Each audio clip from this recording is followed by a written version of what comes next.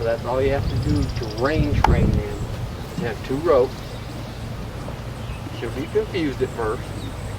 Until you're really good at this stuff,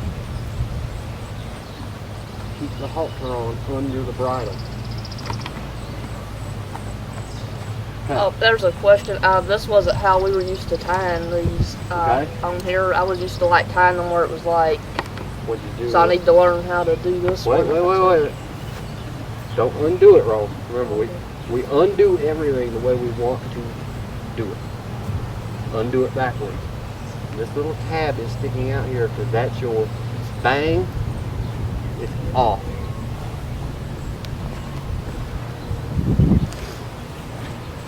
When you get ready, halter your horse. Yeah. Okay? We ain't go through this. What I want you to do is hold your halter in your left hand with all ropes and everything ready. The part that goes over the horse should be draped. So that as soon as that left hand goes under the neck, the right hand grabs the drape. Now I have rope control of horse neck, right? Once I get that over the nose, over the head, clear all that hair out of that halter. That pull at the top of the head makes horses mad. They'll throw their head up and break your nose. With the left hand again, push it up until it's snug. Hold it with that left hand. That gives you something to tie the knot with.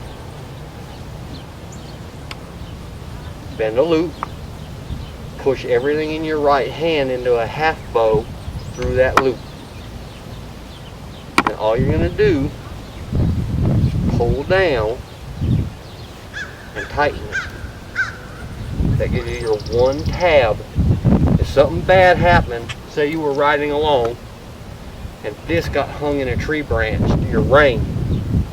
The rein wrapped around a tree branch and a snake slithered across and she freaked out.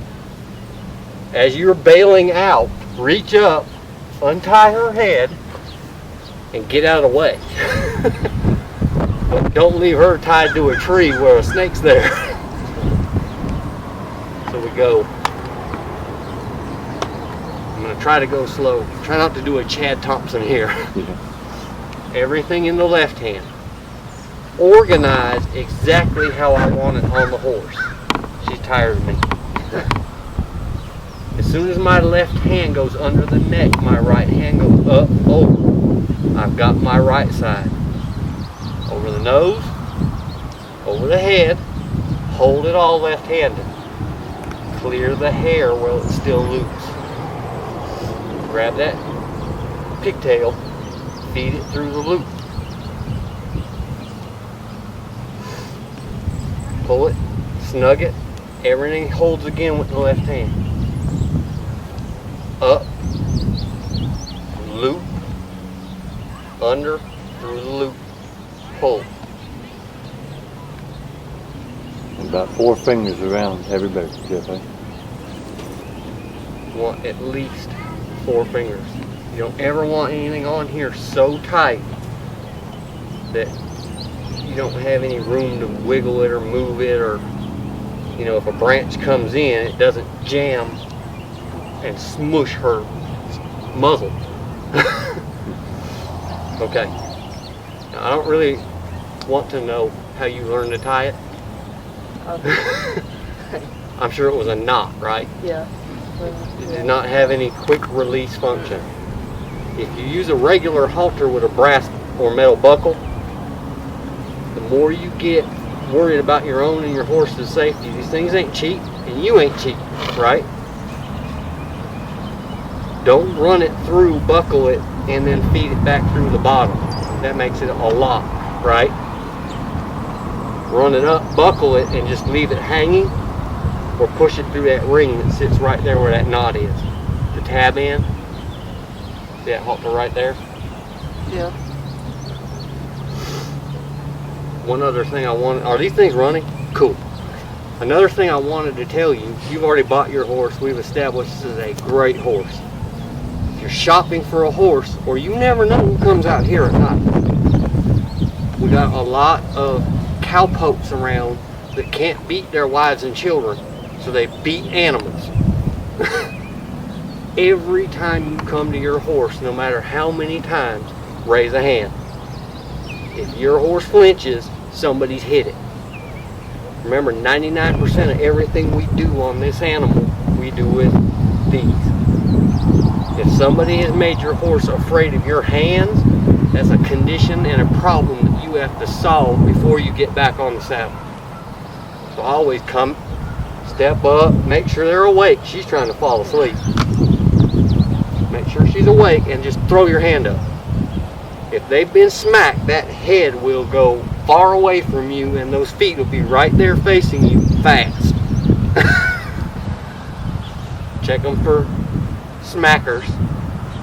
If you can move your hand towards them and they don't react, great. But it's another thing you want to check all the time, just like you check their feet and work them with a hoof pick, because you want to make sure there's no nails, rocks, bruises, bloody thrush spots or anything like that under their feet. Now look at the side of that horse's head. See how its halter is latched? Don't try to grab him, because I saw him head throwing over there. Yeah. Let's see. You hold her. I'm going to see if I can hold him. When they raised their hands to this horse a while ago, this horse got very head tossy. He's been hit, or she. It's not my horse. I don't have permission to mess with it, so I'm not going to. All I'm trying to point out is that this piece of a halter, and besides I can see it's an Arab. Arabs are spook masters. This buckle on the halter, if you have enough length, leave it out of that bottom catch, right into that ring. Otherwise, once you fitted it to your horse, cut it off so there's a nub there. Thank you, horse. That way, if you get in the same, you need to quick release, you reach up, pull. If it's through that bottom piece of metal right there, that horse is tied to whatever this gets hung on.